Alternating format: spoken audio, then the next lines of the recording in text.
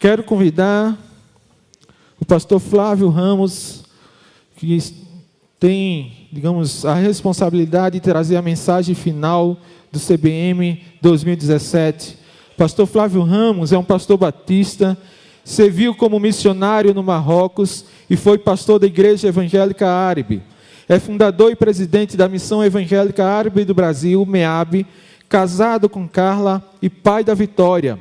Vive em Foz do Iguaçu há 10 anos, onde atua como coordenador e professor do curso de especialização Mundo Muçulmano da MEAB. Vice-presidente do movimento Perspectiva Brasil, formado em letras, pós-graduado em exposição bíblica e missiologia. Seja bem-vindo, pastor Flávio. Deus lhe abençoe e lhe conduza nessa mensagem.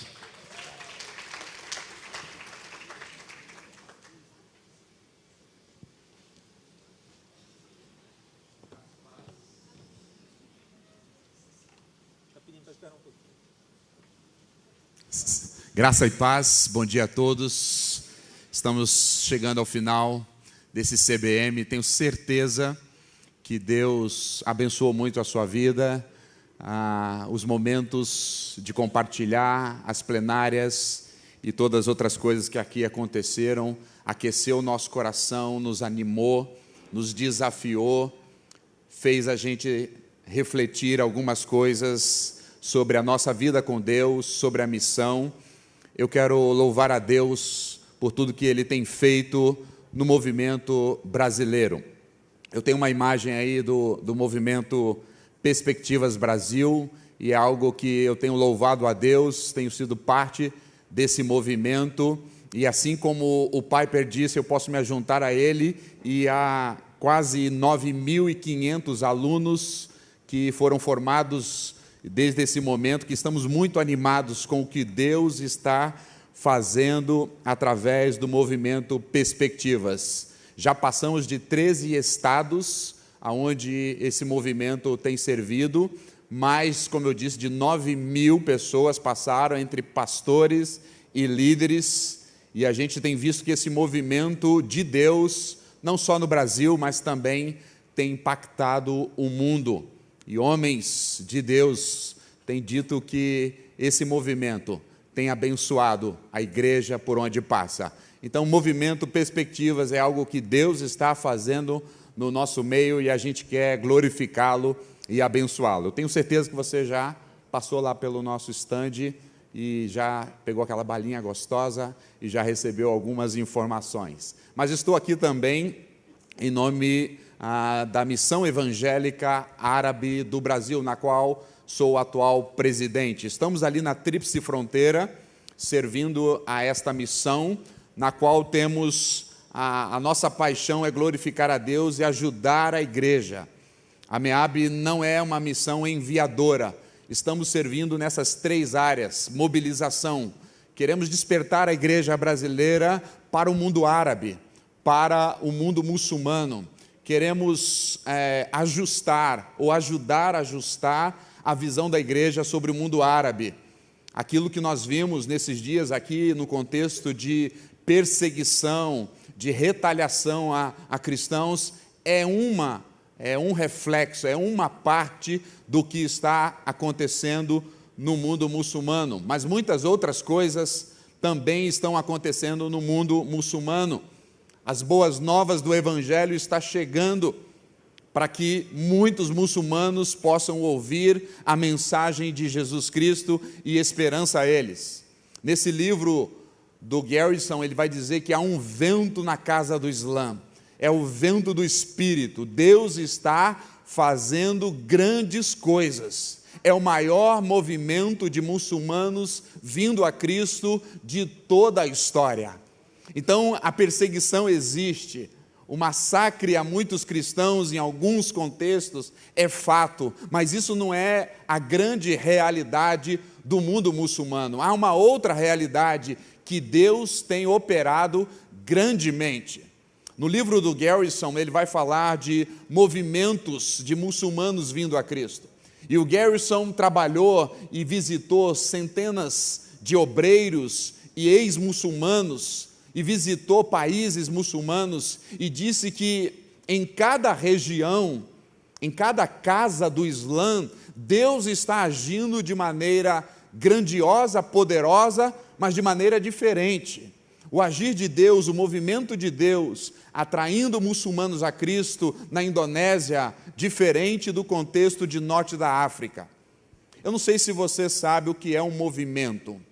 O Garrison, em seu livro, vai dizer que um movimento é quando mais de 1000 pessoas numa comunidade, ou numa etnia, ou em um povo, se rendem a Cristo. Se 903 pessoas se renderam a Cristo, talvez entre os berberes do Marrocos, esse movimento missionário não será chamado de um movimento. Tem que ser acima de 1000 pessoas se renderem a Cristo, serem acompanhadas e discipuladas e estarem cultuando a Deus, seja numa igreja livre ou numa igreja subterrânea. Então Garrison, juntamente com a sua equipe, faz essa pesquisa e ele começa uma pesquisa histórica. E ele diz que após a fundação do Islã, século 7, século 8, século 9, nada acontece de movimento de muçulmanos vindo a Cristo. Mas no século 10, Garrison, estudando os movimentos, a história de muçulmanos vindo a Cristo, ele diz que um movimento aconteceu no século 10, ou seja, em um lugar, em um povo, em uma região do mundo, mais de 1000 muçulmanos vieram a Cristo, foram batizados, discipulados e continuaram a caminhada de seguir a Jesus. Século 11 chegou, nenhum movimento. Século 12 também, nenhum movimento. O século 13 chegou e Garrison vai dizer, das suas pesquisas, que 2 movimentos aconteceram. Em 2 lugares diferentes, em 2 continentes diferentes, movimentos de muçulmanos vindo a Cristo. O Garrison, em seu livro, avalia uma série de questões que aconteceram e fatos históricos, políticos, missionários e etc. Século 14, nenhum movimento de muçulmanos vindo a Cristo.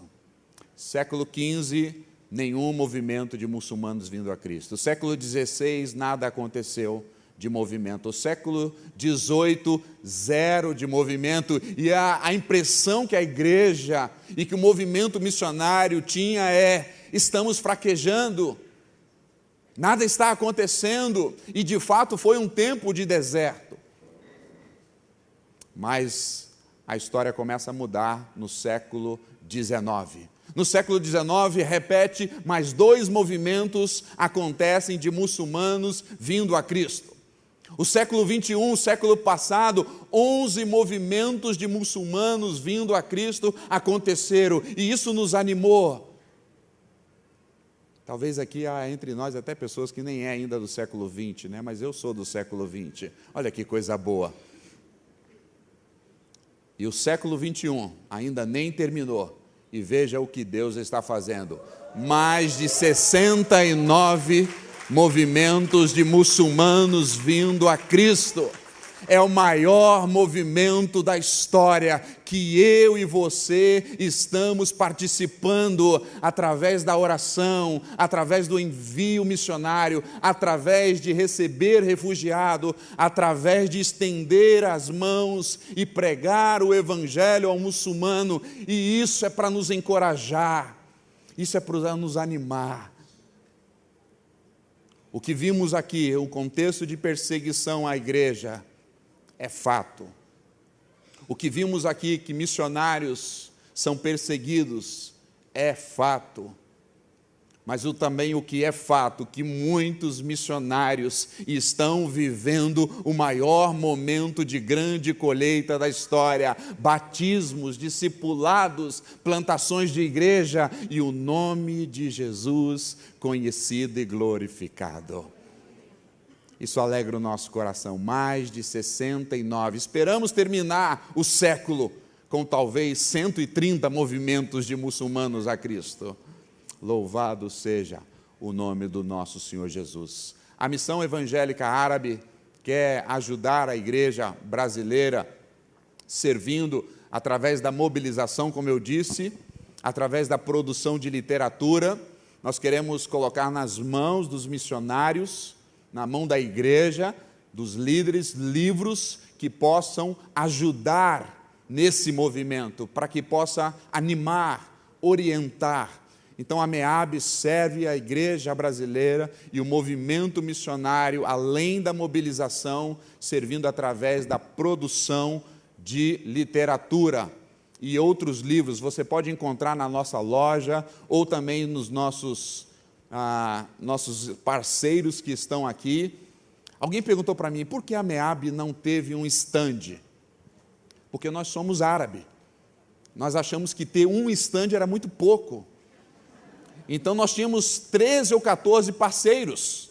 Então nós colocamos os nossos livros, os nossos folders e os nossos missionários espalhados por 13 ou 14 estandes, sem pagar nada. Glória a Deus, louvado seja o Senhor. Estratégia missionária. Quem disse para vocês que o árabe cristão não tem estratégia missionária? Temos e foi eficaz. Glória a Deus. Você pode encontrar os nossos livros por aí. Nós temos um curso de especialização para o mundo muçulmano. Antes de vocês chegarem à conferência, ao Congresso de Missões, a MEAB, Martureu e CEPAL, juntamente com 20 agências, líderes de agências, se encontrou aqui nesse hotel, sábado, domingo, trabalhamos sábado o dia inteiro, domingo o dia inteiro e segunda, fazendo uma consulta missionária sobre treinamento de missionários brasileiros para um contexto muçulmano. E vimos que quão precisamos crescer no preparo específico. Vimos que o preparo geral do missionário, teológico, missiológico, de vida com Deus é fundamental, mas vimos também o quão necessário é para o movimento missionário brasileiro crescer na capacitação de obreiros para um contexto específico, que é o mundo muçulmano.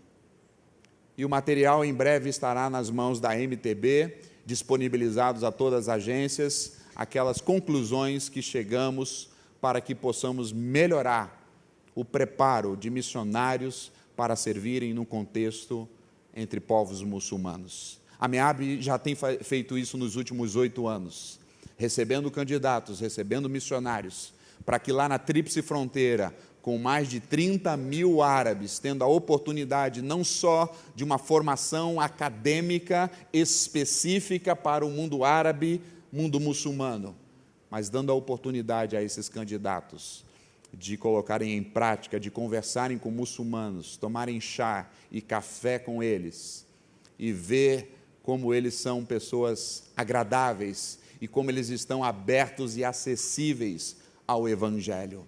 Então, espero que você possa orar por esse ministério, você possa se envolver, e se você tem pessoas na sua igreja, na sua agência, você pode enviar para que a gente possa contribuir com vocês na formação de missionários. Falando em ajuda para entender um pouco sobre o mundo do Islã, você pode acessar o site do Martureu, que saiu nessa semana uma pesquisa sobre o Islã no Brasil. Nós que estamos envolvidos com o mundo muçulmano, com esses rumores de tanta coisa que acontece no Brasil, nós recebemos 836 WhatsApps por dia, perguntando, é verdade que agora o Brasil será um país islâmico? É verdade que os refugiados vão matar os pastores? É verdade que eles vão casar com as nossas mulheres? Você imagina o que é receber 836 WhatsApps por dia? Marcos Amado deve receber 1.638. Então tem lá um pouquinho da história sobre o Islã no Brasil, informações através do site do Martureu, que pode te ajudar a entender tudo isso e olhar como chegada de imigrantes no Brasil como uma grande oportunidade para a pregação do Evangelho. Dito essas informações, eu queria abrir o texto da palavra do Senhor e fazer uma breve reflexão com você. no livro de Atos, capítulo 16.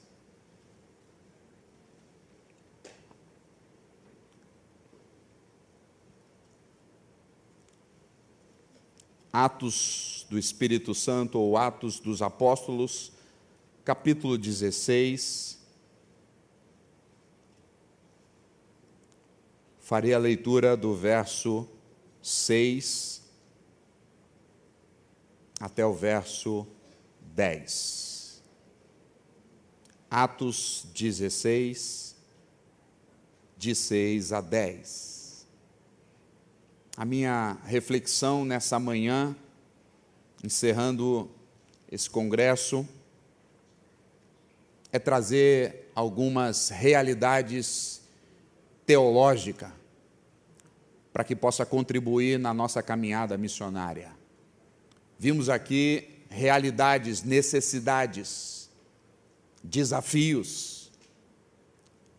Quem participou da mesa redonda viu os desafios que nós temos aqui no Brasil mesmo de alcançar grupos não alcançados. E ouvimos pelos seminários e aqui em algumas plenárias. Mas eu gostaria de concluir nessa manhã olhando as realidades que não podemos ignorar da teologia bíblica. O texto de Atos, capítulo 16, se tornou conhecido por causa da prisão de Paulo, quando ele pregava o Evangelho e ele, pelo poder do Espírito Santo, liberta uma escrava, uma possessa, e por causa disso Paulo e Silas estão presos. E o que marca talvez, na grande maioria de muita gente, o capítulo 16, é que vem um terremoto e é algo sobrenatural, a manifestação do poder de Deus na vida daqueles missionários, enquanto sofriam, estavam adorando a Deus, e a ação sobrenatural de Deus que desemboca na conversão também do carcereiro e da sua família. Eu ainda chamo a sua atenção, antes da leitura do texto, que o relato de Atos, capítulo 16, é o relato histórico da plantação da igreja em Filipos. Paulo chega à Europa, Paulo chega à cidade de Filipos, e ali ele começa o trabalho missionário. E após essa igreja fundada, essa igreja aprendendo com Paulo, e por meio do Espírito, a ser uma igreja missionária, logo após, em seguida, Paulo escreve uma carta que nós conhecemos, a carta da alegria, a carta aos Filipenses, mas é uma carta missionária. Paulo está cheio de gratidão, porque aquela igreja, a igreja de Filipos, é uma igreja missionária. Uma igreja que não só o apoiou financeiramente, mas uma igreja que o apoiou enviando Epafrodito para consolar Paulo, para demonstrar o amor da igreja a Paulo, esse amor recíproco que Paulo tinha pela igreja. Os missionários costumam escrever livros depois do seu trabalho missionário. E aqui nós temos o relato de como foi o início dos trabalhos missionários em Filipos. Observe o texto comigo, que diz assim as Escrituras, capítulo 16, verso 6. E percorrendo a região frígio-gálata, tendo sido impedidos pelo Espírito Santo de pregar a palavra na Ásia, defrontando Mísia, tentaram ir para Betínia, mas o Espírito de Jesus não o permitiu. Verso 8. E tendo contornado Mísia, desceram a Troade. À noite, sobreveio a Paulo uma visão na qual um varão macedônio estava em pé e lhe rogava, dizendo, vamos ler juntos? Passa a Macedônia e ajuda-nos. Assim que teve a visão, imediatamente procuramos partir para aquele destino, concluindo que Deus nos havia chamado para lhes anunciar o Evangelho. Pai, o Senhor, na sua graça, no seu poder e da sua palavra, já nos ministrou muito nesses dias. Nesse tempo de fechamento, de encerramento de congresso, dai-nos ainda, Senhor, uma porção da sua palavra. Alimenta-nos nessa manhã, encoraja-nos e mostra-nos por meio da tua palavra realidades que não podemos nos esquecer, para cumprir a tua missão e para a honra e glória do teu Filho. Amém. A primeira realidade que eu quero chamar a sua atenção, que nós, como igreja e movimento brasileiro, não podemos esquecer, está no verso 6. Diz o verso 6 que Paulo, com a sua equipe, e a equipe de Paulo aqui é Paulo, Silas, Timóteo e Lucas. Nem Ronaldo Lidório, em toda a sua glória, teve uma equipe como essa. Que equipe missionária! E eles, diz o texto, narração de Lucas, que percorriam a região de Frígio, Gálata, e eles tinham um planejamento para entrar e pregar o Evangelho na Ásia. Era isso que ardia no coração daquela equipe. Era esse o plano estratégico para plantar igrejas e fazer discípulo e o nome de Jesus ser conhecido e louvado na Ásia. Mas o texto é enfático de afirmar a nós que eles foram impedidos. Quando pensamos em impedimento da obra missionária, o que pensamos? Diabo. Pastor, algum endemoniado falou pastor aí, repreenda essa palavra. Dizem que pastor é povo não alcançado, não é verdade, não é verdade. Quando nós pensamos em impedimento à obra missionária, pensamos na obra do diabo. Ouvimos entre os missionários, ouvimos entre as igrejas, ouvimos entre as agências, o diabo está feroz, o diabo está impedindo o nosso missionário chegar a tal certa cidade ou a outro continente. Quando falamos de empecilhos na obra missionária, falamos de falta de recursos, não tem dinheiro, estamos na crise, dificuldade, o povo não está sendo generoso para ofertar, o missionário não saiu por quê? Falta recurso. E a numeração poderia ser grande de empecilhos, mas nós nunca, ou quase nunca, nos lembramos que Deus também pode ser um empecilho. Quando a gente lê esse texto, parece que está desentoado. Paulo queria pregar o Evangelho na Ásia, mas foi impedido pelo Espírito Santo. E a lição que fica aqui para nós, que é uma realidade que nós não podemos ignorar, que Deus é o Senhor dessa obra, que fazer missões é depender da soberania de Deus. Deus é poderoso, a missão é dele, ele é o Senhor de missão, ele fecha a porta, ele não só abre porta, ele abre porta, mas ele também fecha a porta para ensinar a nós que a missão é dele, que ele é o todo soberano. Foram impedidos de pregar o Evangelho, por quê? Para ensinar a nós, para ensinar a igreja, para ensinar o movimento missionário brasileiro, para ensinar a equipe paulina, que nós estamos debaixo da dependência de Deus, e se Deus não abrir porta, nós não iremos. E se Deus fechar a porta, nós devemos nos curvar a Ele e dizer, a missão é do Senhor, nos submetemos.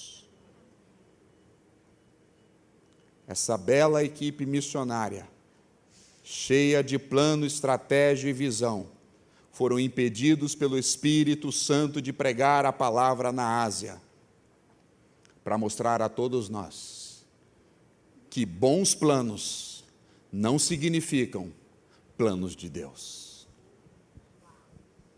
O plano da equipe paulina era bom, era pregar o evangelho na Ásia. A visão, o planejamento estratégico era perfeito, mas não significava que era o plano de Deus. Talvez você está aqui, talvez você entrou aqui, talvez você de uma agência missionária como eu, talvez você missionário, você fez um plano maravilhoso, você tem uma estratégia maravilhosa, você tem algo queimando no seu coração, que é algo bom, mas isso não significa que é algo de Deus.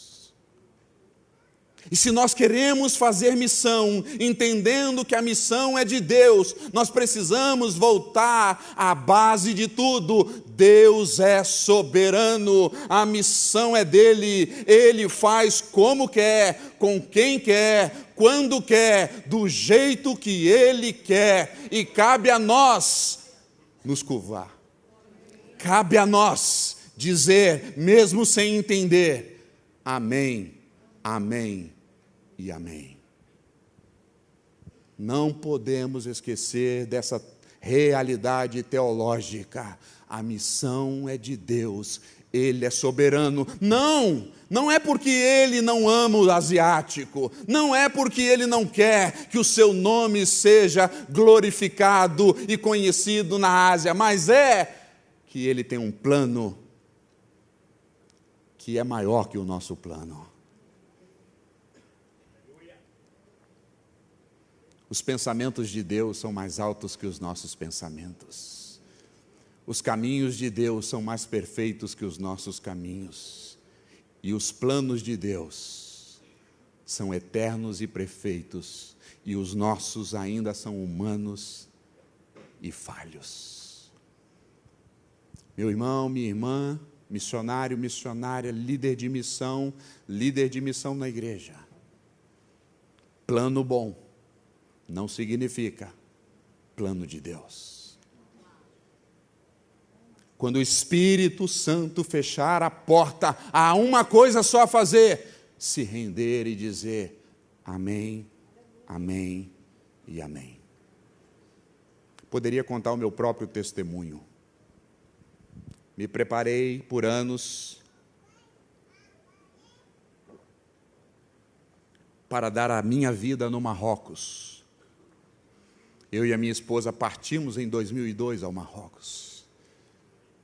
E o nosso planejamento era ficar anos e anos e morrer no Marrocos. Vir ao Brasil só para visitar, ver os irmãos. E era isso que ardia no nosso coração. Mas de maneira muito breve o Senhor nos tirou do Marrocos. E nós saímos do Marrocos numa situação bastante delicada para a nossa família. A minha esposa estava gravemente doente. E foi uma das coisas difíceis para nós. Lidar com a questão da doença, mas principalmente, talvez, para mim e para ela, deixar o Marrocos. O Marrocos havia se tornado o ídolo do meu coração. E eu dizia a Deus, Senhor, eu só volto porque é minha esposa, porque se fosse eu ficava aqui. Porque daqui eu não saio, daqui eu não quero sair, daqui eu vou ficar. A agência pode me abandonar, a igreja pode me abandonar, mas eu vou ficar aqui, porque esse é o meu plano, e é o melhor plano. E o Senhor dizia, não é o melhor plano, e eu chamei o Senhor para uma queda de braço, e perdi. Aprendi a lição. Mas quando eu volto para o Brasil, Deus, de maneira milagrosa, bondosa, nos traz um marroquino,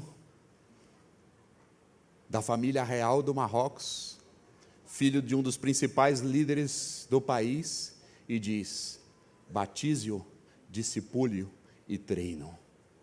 Porque Deus não trabalha com a geografia, Deus trabalha com um plano divino, que é melhor que o meu, que é melhor que a minha agência, que é melhor do que a sua agência, e é melhor que a sua igreja, e nós só temos a dizer uma coisa, amém, amém e amém.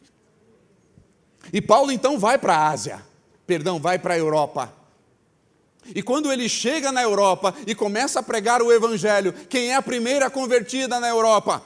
Uma asiática, diz o texto, Lídia, de Tiatira. Os caminhos de Deus não são os nossos caminhos. Essa é uma realidade que precisa voltar para a nossa cartilha missionária. Deus é o Senhor, Ele é o soberano, a missão é dEle, e Ele faz como quer, onde quer e quando quer. A grande lição para mim e para minha esposa foi: não podemos fazer missão do jeito que a gente quer. Nessa corrida missionária eu encontro tantos jovens dizendo: pastor, eu quero servir a Deus, mas tem que ser assim, assim, assim, assim. Eu falei: Deus vai moer. Deus vai moer. Eu quero fazer missão, mas tem que ser no Marrocos. Eu quero fazer missão, mas tem que ser desse jeito, Senhor, com sustento completo, com uma boa agência missionária, tem que ser desse jeito. Deus vai moer. Porque Deus quer que volte para a nossa cartilha missionária. Que se vamos servi-lo em missão, é do jeito dele. Não é na Ásia, é na Europa. Segunda realidade que nós não podemos nos esquecer, teológica, bíblica,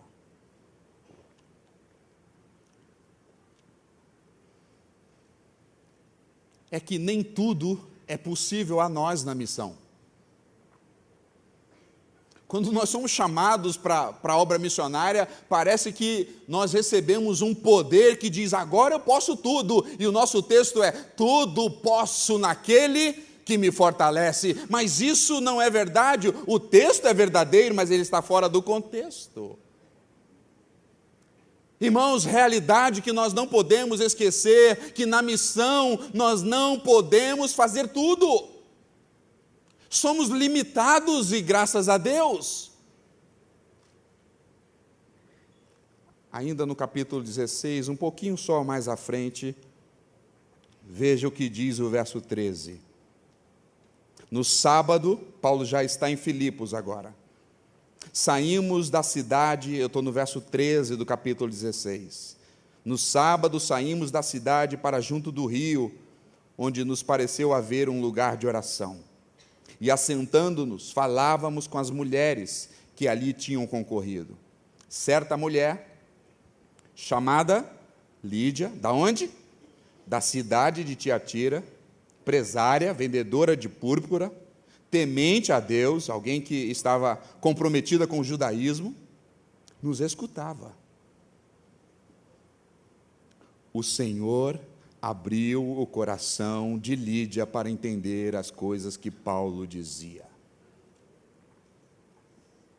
Há coisas na missão que só Deus pode fazer, só Deus pode abrir os corações, só Deus pode transformar as vidas, só Deus pode tocar as vidas, os corações. Nós podemos fazer algumas coisas, mas não podemos fazer todas as coisas. Há missionários frustrados no campo. Há agências frustradas porque estão tentando fazer o que Deus nunca mandou eles fazerem. O que nós podemos fazer? O que Paulo fez, discernir a visão de Deus. Discernir que aquela voz que aparece a ele no verso 10 é a voz de Deus. O que Paulo fez ao discernir a voz de Deus? Obedeceu. Nós devemos obedecer. O que Paulo fez com a sua equipe? Começou a proclamar o evangelho num lugar estratégico. Isso nós devemos e podemos fazer, mas tocar as vidas só o Senhor pode. Quantos missionários estão servindo num contexto difícil e estão frustrados e dizendo: eu nunca converti ninguém. Meu irmão, o Senhor não nos chamou a converter ninguém. O Senhor nos chamou a obedecer, o Senhor nos chamou a orar, o Senhor nos chamou a dar, o Senhor nos chamou a sacrificar, o Senhor nos chamou a estender as mãos, o Senhor nos chamou a trabalhar, o Senhor nos chamou a ir, mas o Senhor fará coisas que nós não podemos fazer. Abriu o coração de Lídia para entender a pregação do Evangelho. Nós que somos missionários e líderes de agências, precisamos tirar esse espírito de nós, que nós podemos tudo. Nós não podemos tudo. Só quem pode tudo foi aquele que disse: todo poder me foi dado nos céus e na terra, e o nome dele não é pastor fulano ou missionário ciclano, o nome dele é Jesus Cristo de Nazaré. Faça o que Deus mandou você fazer, faça com excelência, e deixa que Deus fará o que ele tem que fazer. Mas há uma terceira realidade aqui no texto, que não pode faltar na nossa cartilha.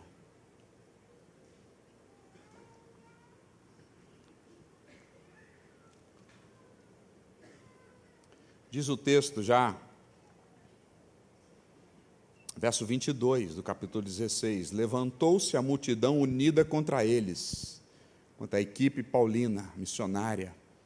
Verso 22 ainda, unida contra eles, e os pretores, rasgando-lhe as vestes, mandaram açoitá-los com vara. E depois de lhes darem muitos açoites, os lançaram no cárcere, ordenando ao carcereiro que os guardasse em toda a segurança. Este, recebendo tal ordem, levou-os para o cárcere interior e lhes prendeu os pés no tronco. A realidade que não podemos esquecer como movimento missionário brasileiro é que mesmo quando estamos obedecendo a Deus, não estamos isentos ao sofrimento.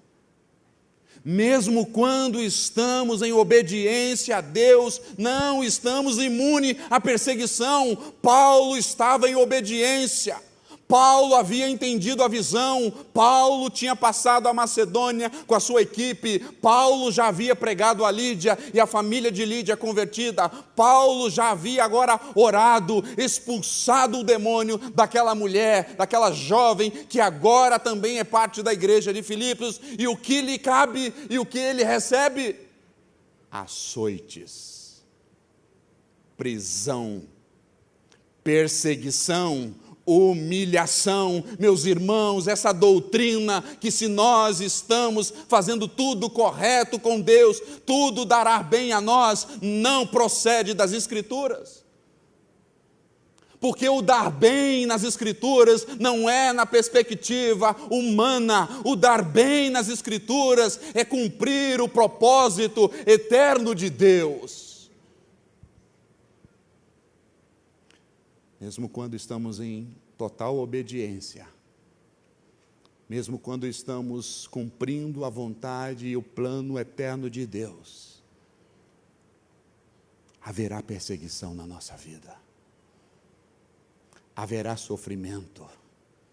Quantos missionários sofrendo e dizendo: por quê? Eu servi no campo, eu dei a minha vida no campo, eu fui fiel ao Senhor, eu não lesei os meus mantenedores, eu não produzi cartas falsas, eu fui fiel ao Senhor e agora estou com câncer. Meu filho está doente, minha esposa está com câncer, a igreja me abandonou. Por quê, Senhor? Por quê, Senhor? Por causa de uma falsa teologia que não provém das Escrituras.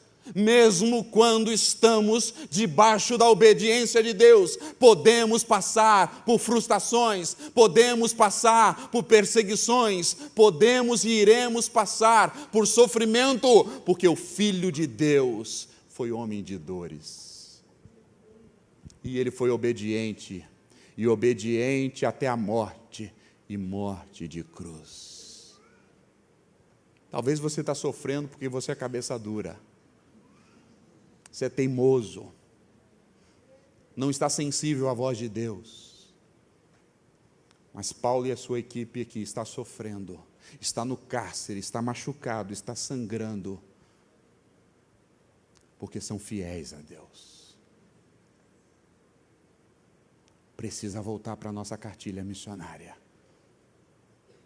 Homens fiéis passarão por duras perseguições, calúnias e provações.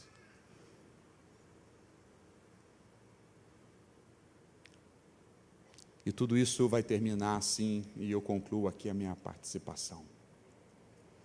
Volta para o verso 6, do capítulo 16. Quais são as realidades bíblicas que não podemos excluir da nossa agenda missionária? Que Deus é soberano. Ele fecha a porta e abre-se como Ele quer. Ele não precisa prestar conta a nós. Ele não precisa mandar relatórios para a nossa agência. Realidades que não podemos esquecer é que somos limitados na missão. Há coisas que só Deus pode fazer. O terremoto na cadeia de Paulo foi Deus que provocou. Mas também vimos que não podemos esquecer dessa realidade, que servos fiéis e servas fiéis sofrerão, porque o nosso mestre sofreu. Agora veja o verso 6. Percorrendo a região frígio-gálatas, fomos impedidos por quem? Espírito Santo, terceira pessoa da Trindade. Verso 7. Defrontando Mísia, tentávamos ir para a Betínia, mas o Espírito de Jesus nos impediu. Segunda pessoa da Trindade. Verso 10. Assim que teve a visão, imediatamente procuramos partir para aquele destino, concluindo que quem? Deus nos havia chamado para proclamar o Evangelho, primeira pessoa da Trindade. Verso 10, nós temos o Pai. Verso 7, nós temos o Filho. Verso 6, nós temos o Espírito Santo, para mostrar a nós que a obra missionária está totalmente no coração da Trindade, que a Santíssima Trindade está envolvida em todo o processo da missão. Isso não é coisa nossa, essa missão não é nossa, essa missão não depende do sucesso de nós. O Senhor mostrou a João que no último dia estará diante do Cordeiro gente de toda língua, de toda nação, do Cordeiro, não por causa da nossa habilidade, não por causa do nosso trabalho, mas por causa do trabalho do Pai, por causa do trabalho do Filho, por causa do trabalho do Espírito Santo, por meio de nós, por meio de Paulo, por meio da equipe missionária de Paulo, por meio da igreja de Filipos. A obra da missão é do Pai, é do Filho, é do Espírito Santo. Se o Pai, o Filho e o Espírito estão envolvidos na missão, por que eu não estaria? Que incoerência dizer que sou igreja, que sou filho, que fui enxertado no corpo, que agora sou aquele que vivo nessa comunidade agora com a Trindade e não compartilho com a visão da Trindade. É uma grande incoerência. Talvez alguém poderia perguntar para você, e perguntam para mim, por que você está em missão? Alguns ainda têm aquele mito dizendo, você foi um daqueles que não deu certo na vida e foi para missões? Você tentou muitas coisas, não deu certo, você foi para missões? Digo, não. Você foi em missões porque é uma maneira mais fácil de levantar recursos? Não. Você foi para a missão porque você olhou para os povos muçulmanos e ficou cheio de piedade por eles? Também, mas não foi por isso que eu fui para a missão. Eu fui para a missão, porque a Trindade está em missão.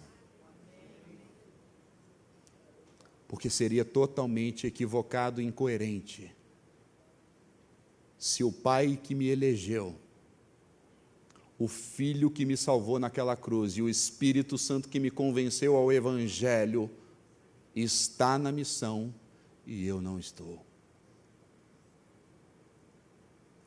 Você está em missão?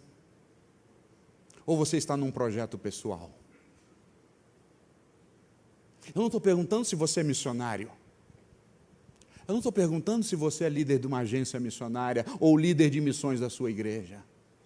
Eu não estou perguntando se você é um admirador e um apaixonado por missões, um empolgado com missões. Eu estou perguntando, a pergunta para mim, para você e para todos nós é: nós estamos na missão como a Trindade está? Porque se não estamos, a nossa vida não faz mais sentido.